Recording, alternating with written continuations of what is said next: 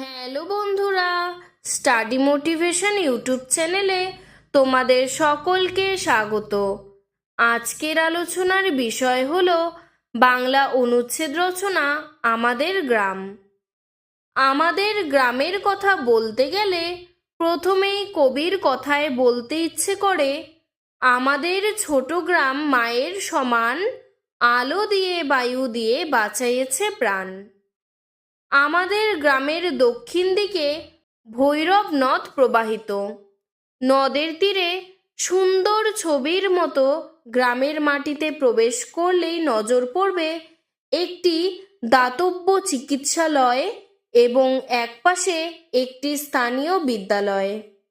গ্রামে একটি সুন্দর বালিকা বিদ্যালয়ও আছে। এখানে প্রতিদিন সকালে বাজার বসে। এখানে একটি ডাকঘরও আছে।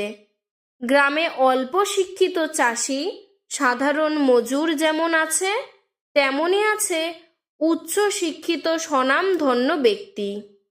গ্রামের উত্তর প্রান্তে খোলা মাঠ ও বহুদূর বিস্তৃত ধান ক্ষেত।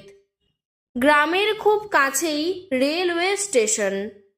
গ্রাম হলেও এটি অজপাড়াগাঁয়ের পর্যায়ে পড়ে না। এখানে কয়েকটি সাধারণ পাঠাগারও আছে। পাঠাগারের সভ্যগণ জনকল্যাণমূলক কাজ ও নানা প্রকার খেলাধুলার ব্যবস্থা করে থাকেন।